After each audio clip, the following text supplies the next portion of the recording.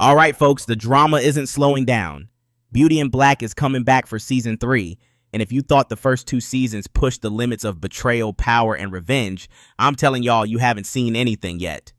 Tyler Perry's Netflix hit keeps raising the tension, and the next chapter promises to push every rivalry and secret to the edge. Season 3 is about to take things further than ever, so let's get into what the new season might bring.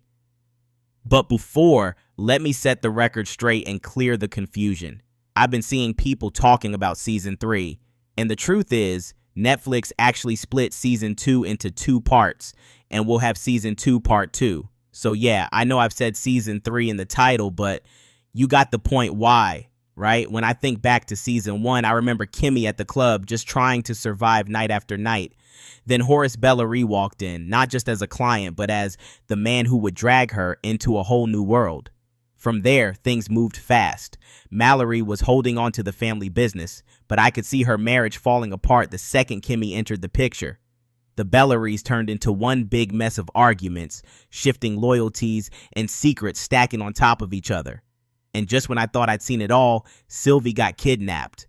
That ending had me sitting there like, all right, this is only the beginning. And I was right, because in season 2, part 1, everyone's losing it. Kimmy went and married Horace, and suddenly she was running the company. That was a great twist, and I didn't even have time to process it before the Bellarys started losing their minds. Mallory was fuming on the sidelines. Horace's kids acted like they owned the place already, and every family scene felt like somebody was about to flip the table. Then Charles, oh man, Charles, watching him kill those intruders and then panic his way through hiding the bodies with Varney had me shaking my head. I literally said out loud, yeah, there's no way he gets out of this alive.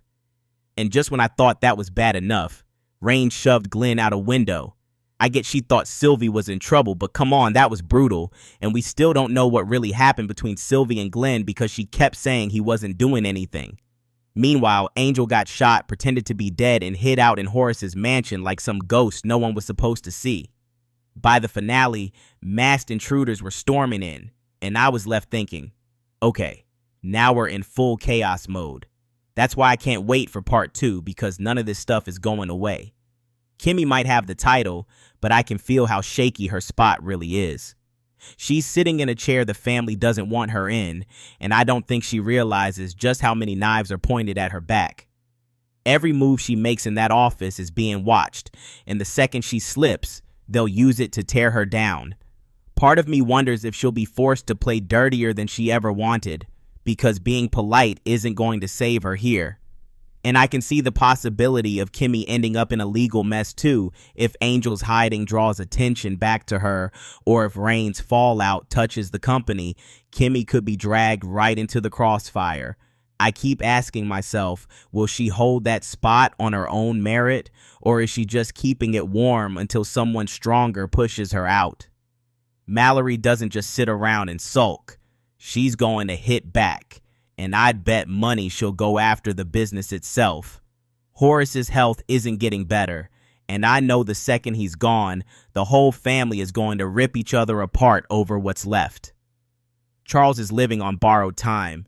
Those bodies aren't going to stay hidden forever, and once Varney or those fake cops start talking, it's game over. Rain's mess with Glenn is just hanging there like a storm cloud, and if it explodes, Sylvie's going to be dragged right into it. And Angel, as much as I love that he made it out alive, hiding in plain sight isn't exactly a long-term plan. If you ask me, part 2 feels less like a fresh start and more like the moment all these bombs finally go off. I've also been keeping an eye on what people are saying online, and I saw a post the other day that made me stop and think. Someone suggested that Angel returned for revenge against Norman, and it actually makes sense. He didn't fake his death just to sit quietly in Horace's mansion forever. If he decides to move, it's going to light up a whole new side of the family war. And Mallory, people always frame her as just power hungry, but I'm not buying that it's her only motive. The way she watches Kimmy, the way she reacts when she's pushed aside, it feels like there's something deeper. If part 2 digs into a secret Mallory's been hiding, maybe connected to Horace or Olivia, that reveal could turn everything upside down. Finally, let's talk about the release date and the trailer. I've been digging around for a release date, and Netflix hasn't given us an official word yet. From what I can tell, the safest bet is early 2026. That's what most outlets are pointing to, and it lines up with how Netflix has been splitting these parts. I know waiting feels brutal after how part 1 ended, but at least we've got a rough window instead of total silence.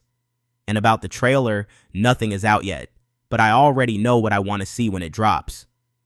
If it doesn't open with Kimmy in the office throwing down with the Bellarys, it's a missed opportunity. I'm expecting a quick tease of Angel stepping back into the game, maybe a glimpse of Rain's fallout with Glenn, and of course, Mallory plotting in the shadows. Trailers for this show love to give us just enough screaming, crying, and side eyes to keep us guessing. And if they follow that formula again, I'll be glued to it the second it shows up. Will Kimmy hold her ground, or is Mallory about to take the whole game back? Drop your predictions in the comments, and let's see who gets it right when the season drops. After that, you can go and watch this next.